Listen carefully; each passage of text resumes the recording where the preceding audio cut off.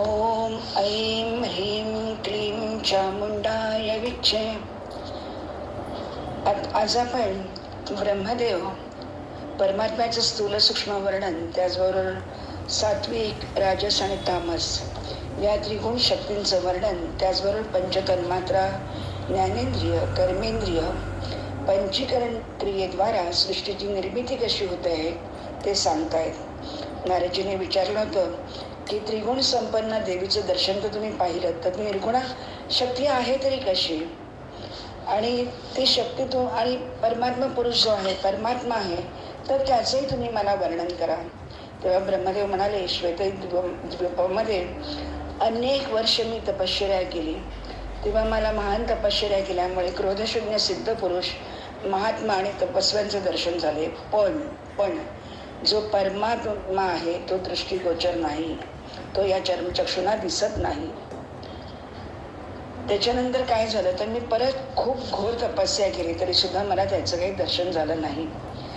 मग ती जी सगुण शक्ती आहे, निर्गुण शक्ती आहे, की निर्गुण परमात्मा कसं आहे हे तुम्ही मला सांगाल का, असं नारद त्यांना विचारतायत ब्रह्मदेवाला. तेव्हा ब्रह्मदेव म्हणतात की निर्गुण तत्वाचं रूप दृष्टीगोचर होतच नाही, कारण जे दिसतं ते नसतं, ते नाशवान असतं. जे रूपरहित आहे ते दृष्टीला दिसत नाही. ये दृष्टम तन नष्टम, जे दिसतं आहे ते नाशवंत आहे. तर त्यामुळे परमात्मा आणि पराशक्ती अविनाशी असल्यामुळे त्यांचं दर्शन होत नाही.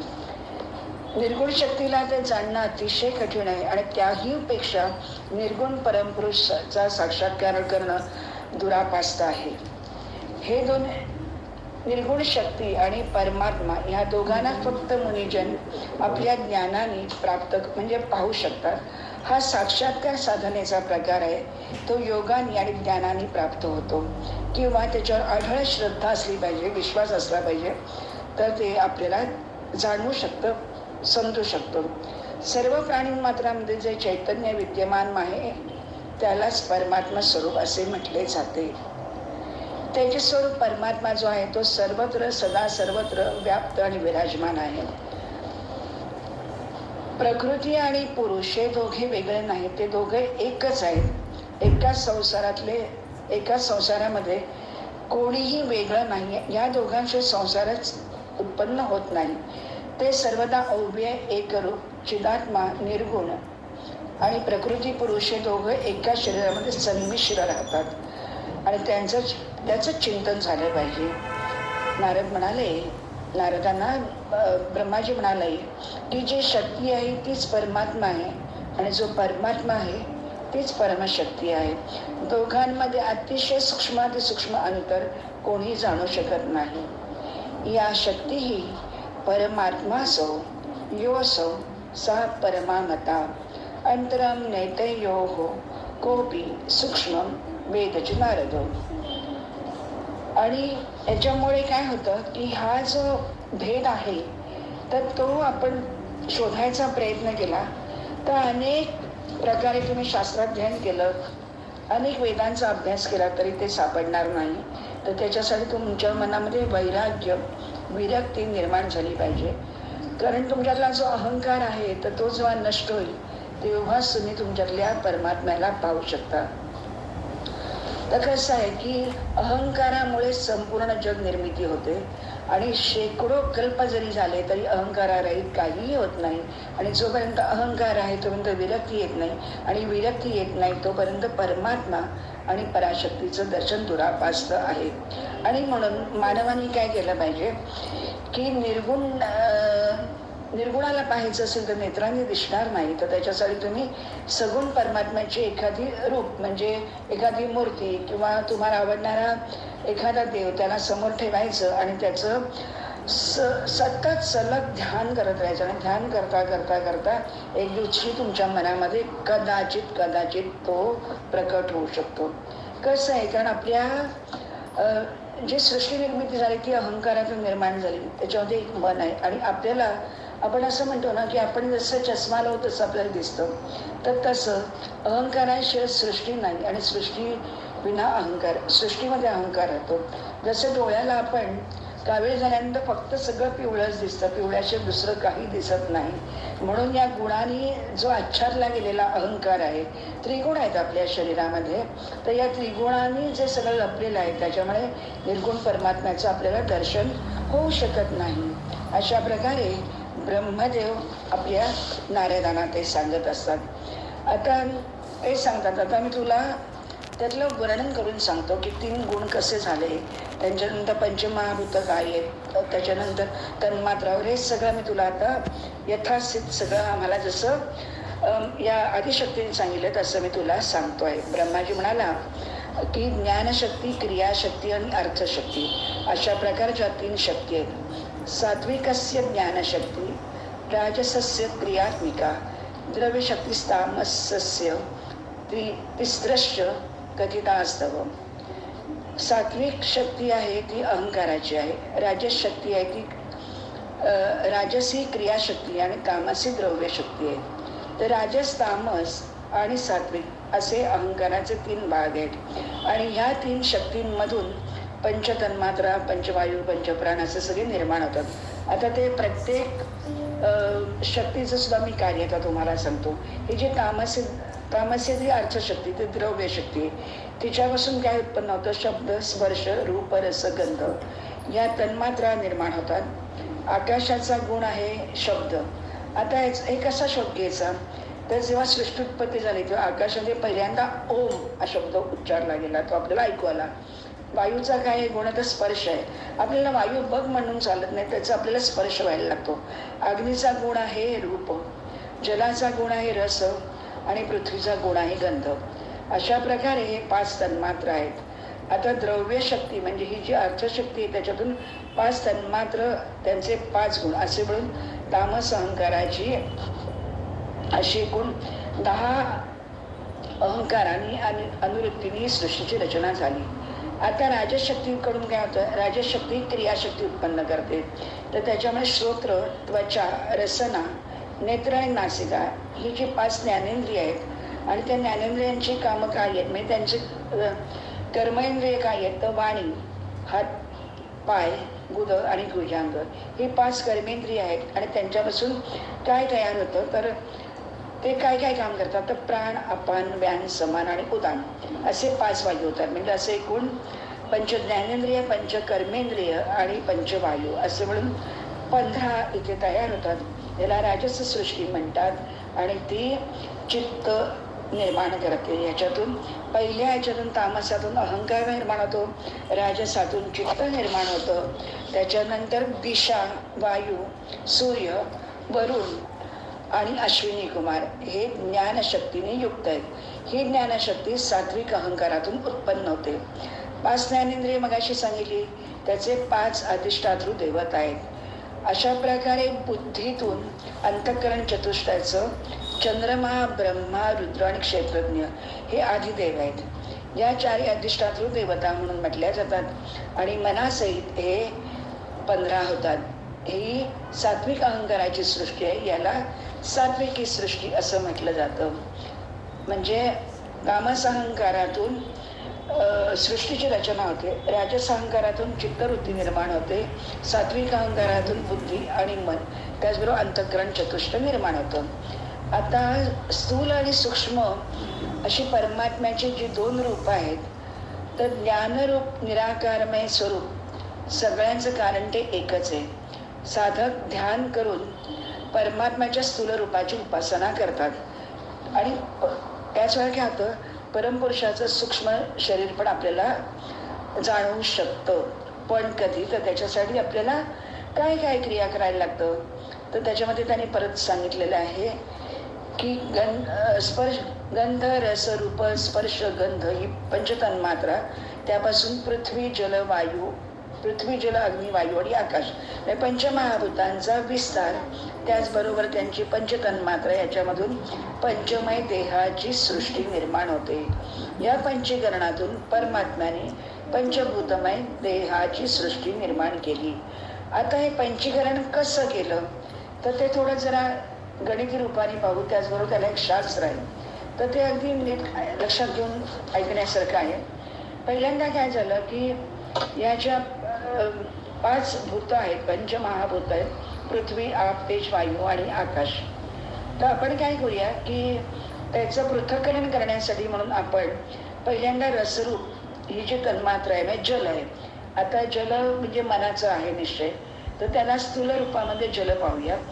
काय करायचं की जल घ्यायचं, म्हणजे पाणी आपण घेऊ, त्याची कल्पना करतोय आपण. पाण्याचे 2 भाग केले, त्यातला अर्धा भाग बाजूला काढून ठेवला आणि उरलेल्या अर्ध्या भागाचे प्रत्येकी एक एक एक एक करून असे 4 भाग केले.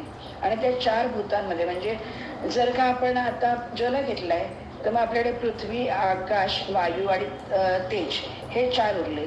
तर ह्या 4मध्ये मातीचा जो पाण्याचा जो अर्धा भाग आहे तो बाजूला केला आणि पाण्याचा उरलेला जो अर्धा भाग आहे तो पृथ्वी, त्याच्यानंतर वायू, आकाश आणि तेज यांच्यामध्ये एक एक एक एक करून तो मिसळला. त्याचबरोबर अशा प्रकारे या 5ही पंचमहाभूतांना अर्धा भाग बाजूला काढला प्रत्येकाचा, आणि प्रत्येकाचा जो एक एक एक एक भाग आहे तो त्या एक एक चैतन्यामध्ये मिसळला. आणि त्याच्यामुळे काय झालं, पंचीकृत पंचमहाभूतांमधून प्रतिबिंब रूपामध्ये चैतन्य प्रविष्ट झालं. तेव्हा पंचभूतात्मक शरीरामध्ये अहम भाव निर्माण झाला. त्याच्यामुळे काय झालं की जेव्हा स्थूल शरीरामध्ये देहाभिमानाबरोबर चैतन्य जागृत व्हायला लागतं तेव्हा त्याला दिव्य चैतन्य आदिनारायण भगवान परमात्मा अशा नावाने ओळखलं जातं. आकाशाचा गुण आहे शब्द, दुसरा नाही. वायूचे 2 गुण आहेत, शब्द आणि स्पर्श. त्याच्यानंतर अग्नीचे गुण आहेत शब्द, स्पर्श, रूप. आता हे कशा प्रकारे, अग्नीतून आवाज येतो. स्पर्श म्हणजे जर का आपण त्याला स्पर्श केला तर आपल्याला चटका बसतो. रूप म्हणजे त्याचं तेज आपल्याला दिसतं. तसं जलाचे काय गुण आहेत, शब्द, स्पर्श, शब्द, स्पर्श, रूप आणि रस. म्हणजे जलसुद्धा बघा वाहत असतं, जोरदार त्याचा आवाज येतो आपल्याला, त्याचा पाण्याचा स्पर्श आपल्याला होतो, त्याचं वाहणं, त्याचं सौंदर्य आपल्याला दिसतं, रौद्र रूप दिसतं, रस म्हणजे जल आहे, वाहत आहे ते आपल्याला दिसतं. आणि पृथ्वीचे मात्र 5 गुण आहेत, शब्द, स्पर्श, रूप आणि रूप आणि शब्द, स्पर्श, रूप, रस आणि गंध, हे 5 गुण पृथ्वीचे आहेत. अशा प्रकारे पंचीकृत महाभूतांपासून ब्रह्मांडाची उत्पत्ती झाली. ब्रह्मांडाच्या अंशातून उत्पन्न झालेल्या सर्व जीवांचे मिळून 84 लक्ष योनी निर्माण झाली. हा अतिशय महत्वाचा भाग आपल्याला ब्रह्मदेव त्या आदिशक्तीने मायेने जे त्यांना सांगितलं, ती जी देवी प्रकट झाली तिने सांगितलं. कारण ब्रह्माजी विसरून गेलेत, विष्णू विसरून गेलेत, रुद्राला आठवत नाही काय करायचं, आणि म्हणून ती माया सांगते. आपण बघतो ना बऱ्याचदा की जेव्हा बिल्डिंग कन्स्ट्रक्शन झालेलं असतं तेव्हा एक मॉडेल असं बनवलेलं असतं तिथे, किंवा आपण थोडं कन्स्ट्रक्शन झाल्यानंतर आपण जेव्हा आतमध्ये जातो तर तेव्हा ते आपल्याला सांगतात तुम्हाला एक सॅम्पल फ्लॅट दाखवतो. तर तशा प्रकारे ही जी माया आहे तर ती ब्रह्मदेव, ब्रह्मा, विष्णू आणि शंकराला एक एक एक एक ती ज्ञान देत आहे. आणि मग त्याच्यातून आता त्यांनी पुढे सांगितलं की सत्वगुण, रजगुण आणि तमगुणांचं मी वर्णन करतो. सत्वगुण काय करतो, सत्वगुण आहे हा शुभ्र रंगाचा आहे, त्याच्यापासून धर्माच्या प्रती प्रीती उत्पन्न. म्हणजे सत्वगुण तुमच्या शरीरामध्ये, सत्वगुण, रजगुण आणि तमगुण हे प्रत्येकाच्यामध्ये असलेच पाहिजे. आणि पंच महाभूतही असल्याच्याच शरीर, 8 प्रकृती असं आपण त्याला म्हणतो. तोपर्यंत ती 8 प्रकृती निर्माण होत नाही, आणि त्या 8 प्रकृतीमध्ये जोपर्यंत परमात्मा चैतन्य रूपाने राहत नाही तोपर्यंत तो शवच असतो. शिव होऊ शकत नाही, तर देह होत नाही, ती काहीही होत नाही. तर सत्वगुण आहे तो कसा ओळखायचा की तुम्हाला धर्माच्या प्रती प्रेम वाटले, तुम्ही चांगलं वागावं, चांगलं बोलावं, चांगलं करावं असं जेव्हा तुम्हाला वाटतं तेव्हा त्याला तत्वज्ञानी पुरुष सत्वगुण अंगी निर्माण झाला असं म्हणतात. तुम्ही सत्संगात असाल, ईश्वराची भजन भक्ती करत असाल तेव्हा सत्वगुण उत्पन्न झालेला असतो. रजगुण आहे तो रक्तवर्णवाला आहे, म्हणजे लाल रंगाचा आहे तो, आणि त्याच्यामध्ये अप्रीती निर्माण होते, त्याला दुःख होतं, त्याला ईर्ष्या, द्वेष, मत्सर, उत्कंठा ही सगळी राजसी लक्षणं आहेत. म्हणजे आपण ज्याला आपण एक पटकन म्हटलं सत्वगुण ब्राह्मणाच्या अंगी आहे, रजगुण हा क्षत्रियाच्या अंगी आहे, कारण त्याला द्वेष, मत्सर, कायम गर्व आहे, त्याला अभिमान आहे, मद आहे, म्हणजे बलाची त्याला कायम त्याला मोठं व्हायचं, त्याला शक्ती, त्याला म्हणजे सगळीकडे त्याला आपण म्हणतो ना यश मिळालं पाहिजे, आणि म्हणून त्याच्यामध्ये अशा प्रकारचा गुण होतो. आणि तमगुणाचा वर्ण आहे उत्कृष्ट वर्ण, तो काळ आहे. याच्यात मोह, निद्रा, आलस्य, अज्ञान, भय, विवाद, घायता, कुटिलता, क्रोध, विषमता आणि सारखं दुसऱ्याविषयी अतिशय वाईट भावना निर्माण होते, त्याला तामसिक श्रद्धा म्हणतात. ज्याला आत्मकल्याण करून घ्यायचं आहे तर त्याने काय केलं पाहिजे, सत्वगुणांची वृद्धी केली पाहिजे आणि रजोगुण तमगुणांना निःशेष केले पाहिजे. पण त्याच वेळेला एक लक्षात घ्यायचं की रचनाच अशी केलेली आहे की सत्वगुण हा रजो आणि तमगुणाशीच राहत नाही, रजोगुण हा सत्व आणि तमगुणाशीच राहत नाही, आणि तमगुण हा सत्वरजाशिवाय राहत नाही. कारण जेव्हा तुमचा सत्वगुण वाढतो तेव्हा तुम्ही चांगले वागता, जेव्हा तुमचा रजोगुण वाढतो तेव्हा तुमच्यात ईर्ष्या वाढते, आणि तमगुण जेव्हा तुमच्यात वाढतो तेव्हा अत्यंत हीन वागता तुम्ही. तर त्याच्यामुळे काय करावं लागेल की म्हणून अशा प्रकारे जेव्हा तुम्हाला परमात्मा प्राप्ती व्हावी अशी जेव्हा तुमची इच्छा होईल तर तेव्हा तुम्हाला कायम सत्वगुणामध्ये राहिलं पाहिजे. आणि सत्वगुण जेव्हा निर्माण वाढतो तेव्हा धर्म अतिशय जोमाने आणि संतोषाने डुलत असतो. म्हणजे धर्माला ग्लानी जेव्हा येते असं आपण म्हणतो तेव्हा तो तमोगुण वाढलेला असतो, रजोगुणाची वृद्धी असते आणि सत्वगुण पार लयाला गेलेला असतो. आणि म्हणून मग ब्रह्माजी त्याला आता पुढे सांगतात की फक्त सत्वगुण असून उपयोग नाही, रजोगुण आणि तमोगुण पण असला पाहिजे. त्याचबरोबर नुसता रजोगुण असून उपयोग नाही तर सत्व आणि तमो. फक्त तुम्हाला एक लक्षात ठेवायचं आहे की बॅलन्स करायचं आहे. कधीही तुम्हाला सत्वगुणांची वृद्धी करायची आहे. पण जर का तुम्हाला आता आपण का साधं घरगुती एक उदाहरण घेऊ, जर माता आहे आणि तिचं मूल आहे तर तो मूल आहे अभ्यास करत नाही, शाळेत जात नाही आणि चोऱ्या रांडीला वाड्या करायला लागल्या, तर त्या मातेने ये ग माझ्या छकुला, ये ग माझ्या बाबूला असं करून चालणार नाही. तर तेव्हा त्याच्यामध्ये तो सुधारण्यासाठी म्हणजे त्याचं सुधारणा ही त्याच्याकडून क्रिया होण्यासाठी तिच्या अंगी राग द्वेष उत्पन्न झाला पाहिजे आणि ती त्याला बदलून काढते. कशासाठी तर त्याच्या अंगी सत्वगुण निर्माण व्हावा म्हणून तुमच्याकडे तोही गुण असायला हवा. तर अशा प्रकारे परमात्मा शक्तीचं याने ते खूप सुंदर असं वर्णन केलेलं आहे. तर त्यांनी व्यास विचारतात की अशा प्रकारे लक्षणं आणि गुणांचं वर्णन केल्यानंतर परमात्मा शक्तीची सदैव आराधना केल्यानंतर, कारण काय आहे, परमात्मा शक्ती जी आहे ही जी परमाशक्ती आहे, परमात्म्याची जी शक्ती आहे तर तिनेच हे सगळं काही निर्माण केलेलं आहे. ही भगवतीच कार्यभेदाने सगुणाने निर्गुण होते आणि तोच परमपुरुष जो आहे तो अकर्ता पूर्ण निस्पृह परम अविनाशी आहे. आणि माया कशी आहे तर हिंसक पण आहे आणि जेव्हा तिला विश्वनिर्मिती करायची असेल तेव्हा ती असत असते आणि ही रचना तीच करते. ब्रह्मा विष्णू शिव सूर्य चंद्र इंद्र अश्विनी 8 वस्तू जे 33 प्रकारचे देव ते सर्व काही तिच्यामुळेच निर्माण होतात. आणि जेव्हा ही महामाया शक्तीने उत्पन्न होते तेव्हाच हे लोक हे जे सगळे 33 कोटी देव आहेत ते सुद्धा त्यांच्यामध्ये शक्ती हलण्या डुलण्याची सामर्थ्य त्यांच्यामध्ये येतात. आणि म्हणून ही जी परमेश्वरी ही जगताची परम कारण आहे आणि त्यामुळे तिचीच आराधना सेवा साधना केली पाहिजे, तिचा यज्ञ केला पाहिजे, तिचं पूजन केलं पाहिजे. तीच महालक्ष्मी, तीच महाकाली आणि महासरस्वती आहे. ही सर्व जीवांची अधीश्वरी, समस्त कारणांचे एकमात्र कारण आणि सर्व मनोरथ पूर्ण करणे, शांत स्वरूपिणी, सुखस्वरूप, सेवनीय आणि दयानी परिपूर्ण आहे. ईश्वरी सर्वभूतानां सर्व कारण कारणं सर्व कामार्थदा शांता सुखसेव्या दयान्विता. अशा प्रकारे ती नामोच्चारण मात्रेण वांछितार्थ फलप्रदा दैवेराराधिता पूर्वम ब्रह्मा विष्णू महेश्वर ही.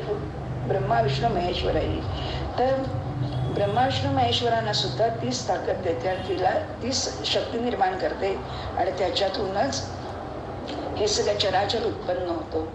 आता तिचं त्यांनी वर्णन केलेलं आहे की ही जी शक्ती आहे तर तिचं एक मंत्र, बीज मंत्र आहे तिचा, ओम ऐं ह्रीं क्लीं चामुंडाय विचे.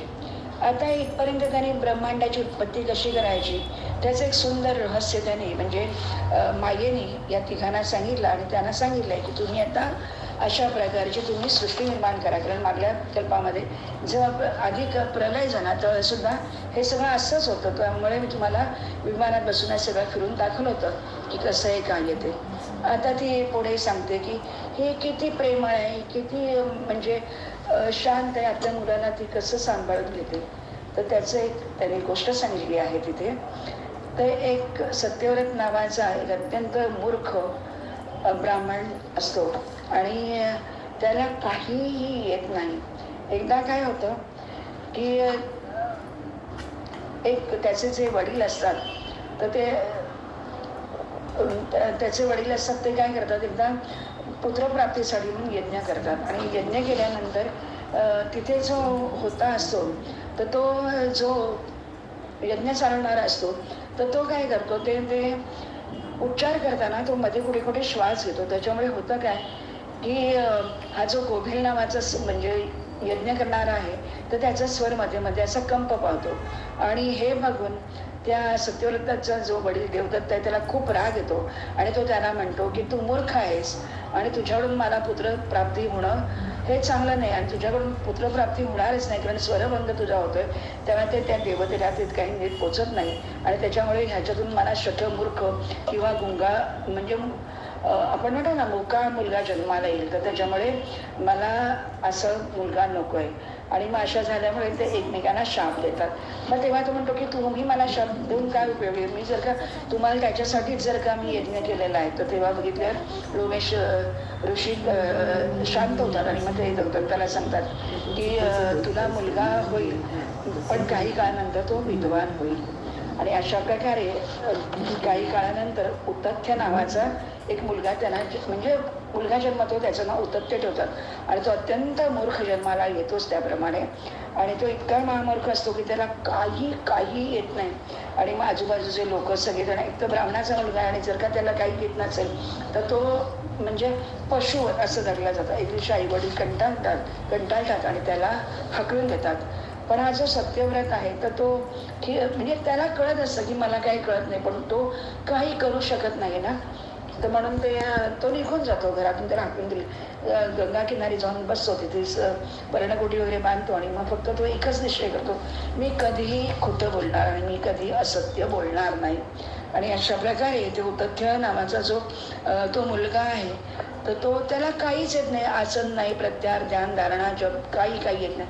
तो फक्त बसायचा आणि मग ते त्याला साधं आचमन करायचं, शौच स्नानविधी सगळं काही त्याला येत नव्हतं. अशा प्रकारे करता दिवस महिने चालले होते. असं सगळं करता एक दिवशी काय होतं की तिथे एक असा शिकारी येतो आणि तो शिकारी त्या एका पशुला मारतो आणि त्या पशुला मारल्याबरोबर तिथे घायाळ झालेला तो पशु सुवर जो आहे ते डुक्कर आहे तर ते एकदम पटकन हा जो सत्यव्रताची जी कुटी आहे झोपडी आहे तर त्याच्या मागे तो येऊन लपतो. त्याबरोबर तो जो व्याध आहे तो धावत तो आणि विचारतो की आश्रमामध्ये येऊन तो बघतो की हा तेजपुंज ब्राह्मण आहे आणि तो म्हणजे शांत बसलेला आणि त्याचे काहीतरी विधी चालू आहे.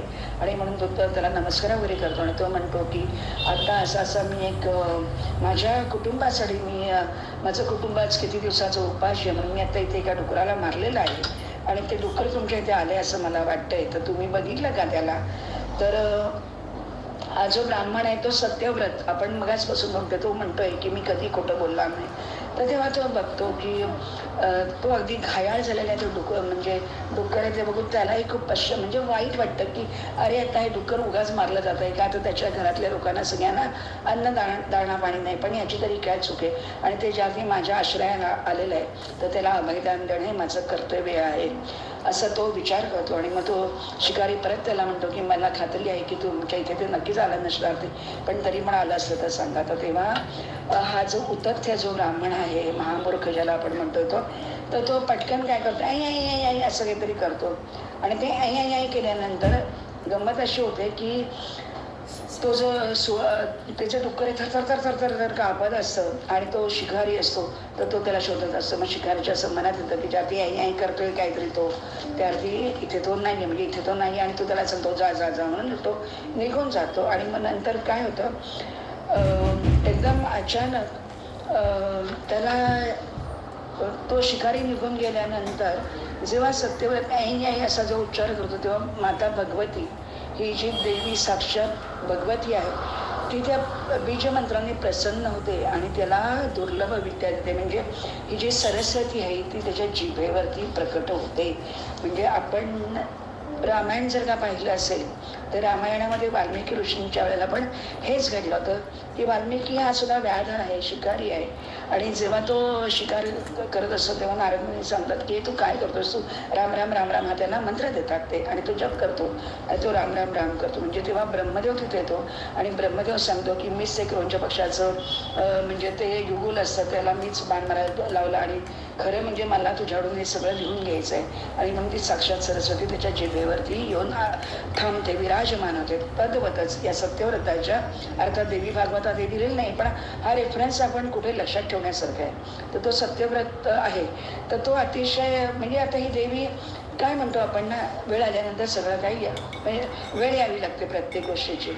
आणि म्हणून तो आई आई आई साधा उच्चार केला. ऐन आपल्या जे उच्चार आहे, जो मंत्र आहे तो ओम ऐम रीम क्लीम असे म्हणजे प्रत्येक याच्यावरती एक याच्यावरती अनुस्वार दिलेला आहे. पण हा नुसता ऐ ऐ करतो तरी सुद्धा देवी ते चुकीचे असं म्हणत नाही. तिला खूप आनंद होतो आणि ती म्हणजे प्रत्यक्ष त्याच्या जिभेवरती येते आणि तो बघता बघता एवढा हुशार हुशार हुशार होतो. म्हणजे कारण काय झालं तर एक पशुचा वधाला त्यांनी थांबवलं, पशुवत त्यांनी थांबवला. सत्य म्हणजे सत्य कसं असतं की चांगल्यासाठी तुम्ही खोटं बोलू शकता, की एखाद्या कोणाचे प्राण वाचवण्यासाठी जर का ते सत्य अर्धसत्य जरी असेल तरी सुद्धा त्याचा तुम्हाला फायदा होत होतो. अशा प्रकारे ती देवी त्याच्याकडे प्रकट, देवी त्याच्या साक्षात जिभेवर येते आणि तो सत्यव्रत ब्राह्मण आता बघता बघता इतका हुशार होतो, त्याचं यशोगान सर्वत्र म्हणजे जिकडे तिकडे दिवंगत होतं. आणि म्हणून ही आदिशक्ती आदिमायेची त्याने भक्तिपूर्वक सेवा केल्यामुळे त्याला आपोआपच तो मंत्र मिळून जातो. आणि म्हणून मग तो सगळे लोक त्याला येतात, गावातले त्याचे वडील स्वतः येतात आणि त्याला प्रत्यक्ष घेऊन जातात आणि त्याचा खूप उदो करतात. सांगण्याचा उद्देश हाच आहे की जेव्हा तुम्ही देवीला म्हणजे तुम्ही सहज म्हणून काही मागता, म्हणजे सत्वगुण तुमच्या अंगीत आल्यानंतर किंवा तुमची वेळ भरल्यानंतर आपोआपच देवी म्हणजे भगवंत तुम्हाला तुमच्यावर प्रसन्न होतो, वरदान देतो आणि उत्तत्यासारखा एक मोठा एक पंडित होऊन जातो, जो महामूर्ख अडाणी म्हणून जो धरला होता. तर तेव्हा रोमेश ऋषी त्याला सांगतात की हा जरी आता मूर्ख झाला तरी नंतर तो हुशार होईल. आणि अशा प्रकारे ते अतिशय सुंदर असा तो उत्तत्याचं एक सुंदर कथा आपण इथे ऐकतो आहोत. आता हा यज्ञ करायचा कसा, तर द्रव्यशुद्धी, क्रियाशुद्धी, मंत्रशुद्धी हे सर्व यज्ञासाठी हवं. आणि यज्ञ करताना मनामध्ये तुम्ही कशासाठी यज्ञ करता आहात तर ते यज्ञाचं महत्त्व आहे. तर त्याच्यामध्ये त्यांनी एकदा असं सांगितलं की पूर्वकाळामध्ये एकदा पांडवांनी सुद्धा यज्ञ केला होता, पण काही दोष निर्माण झाला आणि म्हणूनच एवढे मोठे पांडव भगवंत त्यांच्या मागे असून सुद्धा विपरीत फळ मिळालं आणि ते जुगारामध्ये हरले. त्याचबरोबर युधिष्ठिर सत्यवादी धर्मपुत्र होता आणि द्रौपदी ही पतिव्रता स्त्री होती आणि छोटे महिने त्याचे जे सगळे भाऊ होते ते पुण्यात्मा होते. असं असून सुद्धा यज्ञामध्ये काहीतरी वैकुण्य निर्माण झालं आणि तो यज्ञ सफल झाला नाही. म्हणजे तुम्ही जेव्हा यज्ञ करता तेव्हा सात्विक यज्ञ, राजस यज्ञ आणि तामस यज्ञ असे सुद्धा त्या यज्ञाचे प्रकार आहेत. जेव्हा तुम्ही मोक्षाची अपेक्षा करता, मोक्षाची कामना करता, मोक्ष हा तुमचा विषय असेल तेव्हा विरक्ती असेल तर तो यज्ञ नक्की सफल होतो. मग तो पहिले मानस यज्ञ असेल. आपल्याला माहिती की ब्रह्मदेवाने प्रत्यक्ष आपल्या शरीरावरती यज्ञ केलेला आहे आणि ब्रह्माच आधारी होता, प्रोत्साहता, उद्गाता, प्रतिहारता सर्व काही तोच होता आणि तो यज्ञ समर्पित झाल्यामुळे पुढे ब्रह्मदेव सृष्टी निर्माण करू शकला. आता अशा त्या यज्ञाचे अनेक त्यांनी प्रकार सांगितलेले. दशरथाने यज्ञ केला होता, त्याच्यातून म्हणजे साक्षात म्हणजे अग्निनारायण प्रकट झाले आणि ते सांगितलं की मी तुझ्या पोटी जन्माला येईन. आणि मग राम, लक्ष्मण, मला शत्रुघ्न असेल ते सगळे जन्माला आले. अनेक प्रकारचे यज्ञ आहेत, यज्ञाची अनेक नावं आहेत. पण तो जो यज्ञ आहे तर तो जो अपेक्षेने केला तर फळ नक्की मिळतं, पण ते फळ जे आहे ते काही काळापुरेचं, काही काळाने ते निष्फळ होतं. म्हणजे त्याचा तुम्ही भोग घेतल्यानंतर त्याचा काही उपयोग नाही. पण जर का तुम्ही वैराग्यासाठी, मुक्तीसाठी जर का तुम्ही यज्ञ करत असाल तर तो यज्ञ यशस्वी होतो आणि तो यज्ञ सर्व देवदेवतांना त्याचं हवीर द्रव्य मिळतं. देवदेवता तुम्हाला आशीर्वाद देतात आणि त्याचबरोबर देवदेवतांच्या आशीर्वादाने तुम्ही प्रत्यक्ष परमात्म्याचं साक्षात्कार करू शकता. आणि तुमची इच्छा असेल तर स्वर्गाचे भोग तुम्ही घ्यायला जाणार असाल तर स्वर्ग उपभोगून तुम्ही क्षीणे पुण्य मर्ती लोकं विशंती, परत जन्ममृत्यूच्या कचाट्यात तुम्ही येता. पण जर का तुम्ही मोक्षासाठी प्रयत्न केला, यत्न केला तर तो फलित होतो आणि तुम्ही या संसारांच्या चक्कीतून तुम्ही मोकळे होता. तर अशा प्रकारे ही देवी त्यांना एक एक एक एक महात्म्य सांगते आहे. ओम ऐं ह्रीं क्लीं चामुंडाय विचे. ओम ऐं ह्रीं क्लीं चामुंडाय विचे. हरिओम तत्सत. तर अशा प्रकारे आता हे व्यास मुनी प्रत्यक्ष जन्मेजयाकडून आता हा आंबा यज्ञ करून घेणार आहेत. हरिओम तत्सत.